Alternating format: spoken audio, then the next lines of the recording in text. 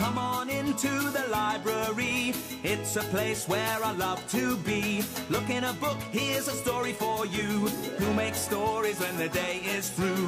Who makes stories when the day is through? Story makers, working through the night till the rising sun. Story makers, stories are fabulous, stories are fun. Byron Wordsworth. Jelly and Jackson, working through the night till the rising sun.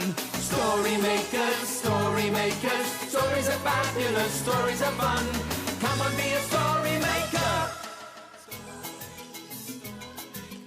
come on everyone, it's time to go home.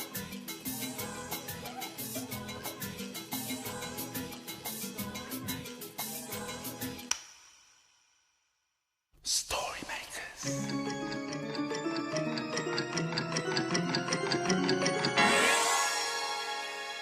Story makers.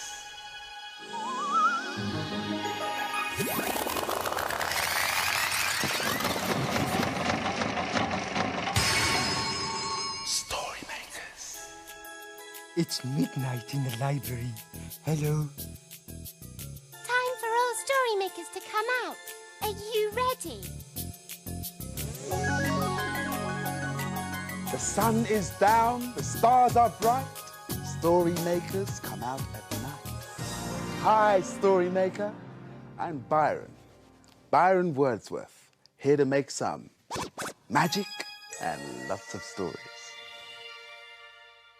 I love tea parties. Oh, yeah. There are all the cups and saucers and things. Yeah, but I want a straw. Oh, Jelly, don't be difficult. I haven't got any straws. But the children had straws, so I want one. Oh, Please, Jackson. but you can't drink a cup of tea through a straw. Now, I'll be mother.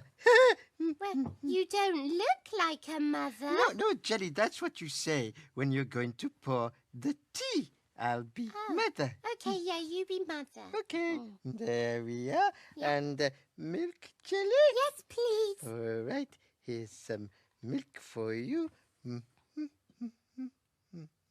Okay. There's your cup of tea. Thank you, Jackson. Yeah, but it's empty.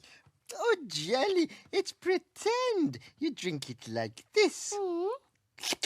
No, Jackson, don't slap your tea. It's rude. Sounds like there's a sniff of a story over here. Oh, Byron! Come and join our party. Why, thank you.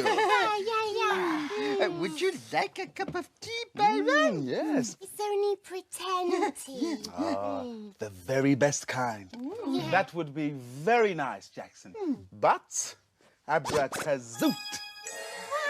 Wow. First things first.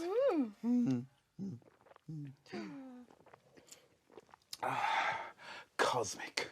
I'm very thirsty. I'm a bit thirsty too, Byron. Yeah, and I really like straws. Oh, is that right? Yes. Sorry, I've drunk it all. Oh. Oh, dear. But I might have a little something up my sleeve. Abracazoot. Oh, wow. There you are, Gels. Thank you. Straw for you. And here's something to slake Jackson's thirst. Thank you, Byron. Oh, and I think I'll have a little top up. Abracazoot.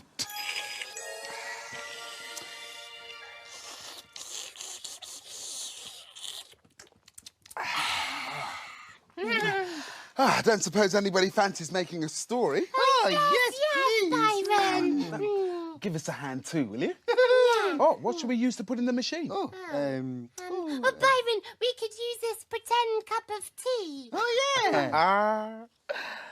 Sultry.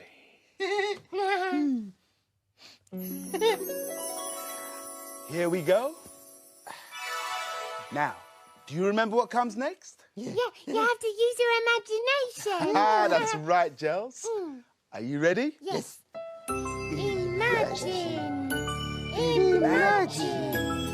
Imagine a story.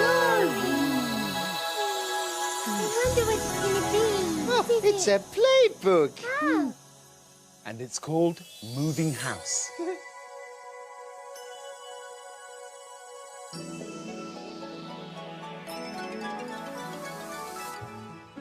Under a stony summer sky, in the garden of Grand's old stone house, a hoverfly hovered, a busy bee buzzed, and lots of brightly colored bugs with their antennae twitching and their wings outstretched feasted on pollen in the flower heads. Dylan, Evie, and Lockie thought the insects were ever so lucky to be eating outside. So they decided to move house for the day and turn Grand's Grand Wendy house into a cafe. While the insects flitted in the petals, the children drove and pedaled.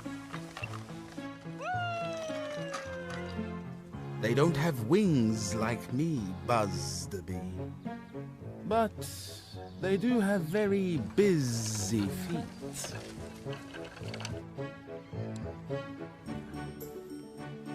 In the Wendy house, Dylan, Evie, and Lockie gave the tea set a really good scrub and dried it up. And when the table was laid, with brightly colored knives and forks and cups and plates, they sat down to dine.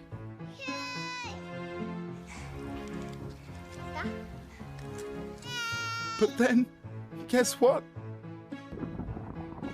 Drip, drop, drip, drop. It started to rain, and the insects buzzed off.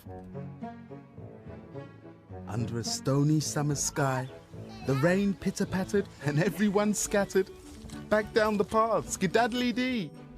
Goodbye, hoverflies, wasps, and bees. 3 rained-on children ran into Grand's house. They'll take their umbrellas next time they eat out. There. One wall. Now, what else? What are you doing, Jackson? I'm building a Wendy house, Jelly. Oh, wow! Would you like to go inside? Yes, Well, please. go on then. The door's at the back. Are you coming too, yeah? Oh, just a minute, Jelly. I need something for the roof. Oh. Oh, we could pretend to be the 3 little pigs. Yeah. Oh, it looks so nice. Oh, yes, there's the roof is on. Yes, Nice clever. and solid. Yeah. Joe! Jax! Byron's coming. I wonder where those little pigs are. Don't worry, it's only me. I'm pretending to be the big bad wolf. Cosmic. Little pigs, let me come in. He's pretending to be the big bad wolf. No, you can't. Not by the hairs on my chinny chin chin. You won't come in. Can you remember what happens next?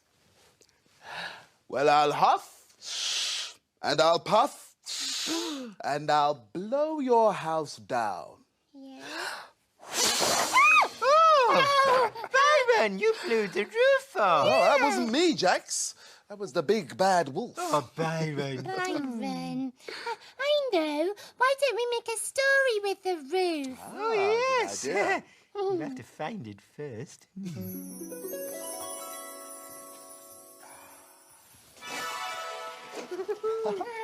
See if we can make a paper story. Yeah, get your imaginations ready. Yes. Imagine a story. What's it going to be? Oh, it's a Kevin the Spaceman story. Here it comes. Whoop. It's called Paper Planet. Kevin and Spanner in space to explore, seeking out planets never heard of before. Kevin knew where they were. He'd seen this planet on his space map. It was called Planet Paper. Kevin was disappointed. There was nobody to be seen, and the Earth was grey. The plants were grey. It was very quiet and sort of sad. Spanner barked. A grey bird flapped across the sky. Oh, well, thought Kevin. We may as well explore anyway, now we're here. Then Spanner stopped. He could hear some rustling beneath their feet. Suddenly, there was a tearing sound, and a grey head popped up out of a hole in the ground. Spanner jumped. He hadn't expected that. Hello, said Kevin, surprised. Are you alone? A rustly voice whispered. Yes, said Kevin, and we're very friendly. The head climbed out of the hole. It was a paper person, holding hands with another paper person. Spanner couldn't believe his eyes. Before he knew it, there were 4 paper people standing in a long line. Are you in trouble? Inquired Kevin politely. We are, rustled the first person sadly. Some invader has stolen all our colours, added his friend. Life is very dull. Spanner barked in agreement. They put all the colours in a paper bag and buried it below ground. Because we're made of paper, we can't dig. Barked Spanner excitedly. Spanner's very good at digging, Kevin told them. I'm sure he'll find your colours. Spanner sniffed and sniffed, and then he stopped. He began to dig furiously. Grey paper flew everywhere. Suddenly, he stopped, stuck his nose in the hole, and brought out a grey paper bag. Spanner dragged the bag over to Kevin. Oh, could you open it, please? Rustled the paper people. Kevin opened the bag. There was a crackling swirl of colour. When everything cleared, the planet looked very colourful indeed. Hooray! Cheered the multicoloured paper people. How can we thank you? Spanner panted. Maybe they would reward him with a bone. Oh, it was nothing, Kevin said. We're happy to help. Come on, Spanner. Look, this is what the paper planet looked like before Kevin and Spanner found colour. Oh, yes. Boring black and white. My favourite colour is blue. Byron, what are you doing? Can't you guess what it is? Oh, it looks a bit like a hat. A bird. No, it looks like a hat. No, it looks like a bird. Well, actually, it's a boat. Oh, well, it looks more like a hat to me. Does it? Yes, Byron. Let's have a look here. Oh. Cosmic. You were right, Jax. Yeah. How do I look? Well, it's a bit dull, actually. You could do with some colour. Oh, no problem. Abracazoo. Oh, that's good, Yes? yeah. What's the joke, Jax? Oh, nothing. Come on, share. Well, sorry, Byron, but you do look funny. Do I? Yes, you do. Ah, well, hats aren't really my thing anyway. Let's make a story with it. Whoa. Whoa. A hat story? Or a blue story for a blue cow story. Are you ready with your imagination? Concentrate. Imagine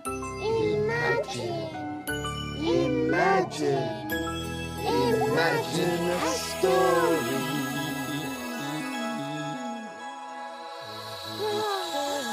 What is it? Oh, what is it? Oh, is it a blue cow story? Yes. Yes, it is. It is. Hooray. And it's called Blue Cow and the Time Machine. In a field not far away is a herd of cows grazing quietly. One of the cows is most unusual. Blue Cow wonders about the big world beyond her field. One day, Blue Cow was thinking about the future. I wonder what the world will look like in 100 years' time. She's off again, said the other cows. So Blue Cow caught the bus that stops beside her field. I'd like a return ticket to 100 years from now, please. There you go, madam. Hold very tight. And they set off for the future.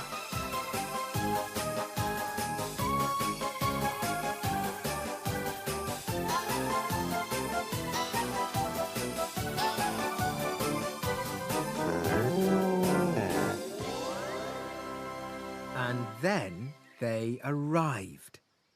When Blue Cow got off the bus, she could hardly believe her eyes. There was a large golden ball in front of her. Outside the golden ball was a doormat with welcome written on it.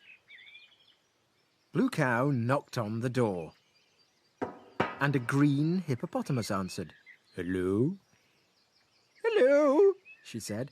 "My name is Blue Cow. I wondered if you could show me what the future is like." "Certainly. My name is Bernard. Step into my time machine." Blue Cow entered the large golden ball. Inside, it was full of levers and things that went bing. "Hold on tight," said Bernard. And with that, the machine began to shake and shake and shake. When it came to a halt, they looked out of the window. They could see lots of people and animals flying around. "Oh, look at everyone flying," said Blue Cow. "I'd like to do that." "Of course," said Bernard, and he handed her a rocket pack to tie on her back. He took her hand, and they shot up into the sky.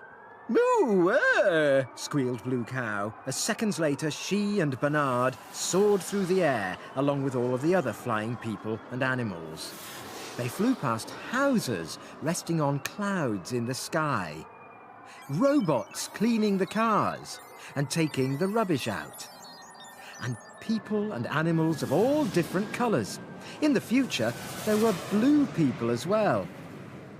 "So this is the future," said Blue Cow.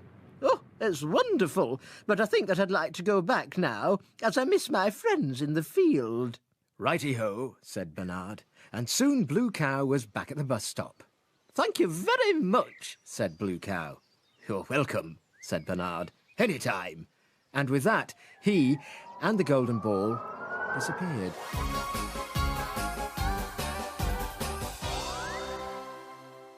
"You'll never guess where I've been." "Where have you been?" "I've been flying in the future with a hippo called Bernard." "Everyone knows cows can't fly with hippos." "But we know they can, don't we?" Oh, I wish I could travel to the future like Blue Cow. And I'd like to meet a green hippo. Oh, wait a minute, guys. Look, it's daytime. Oh, the children will be here soon. It's time, all story makers were hidden away. We'd better skedaddle. Oh, yes, skedaddle, Jelly. Dawn is upon us. The morning is nigh. We've made our stories, and we bid you goodbye. Story makers, working through the night till the rising sun. Story makers, Come back soon. stories of fabulous stories. Thanks for helping. Bye. See you later, story maker.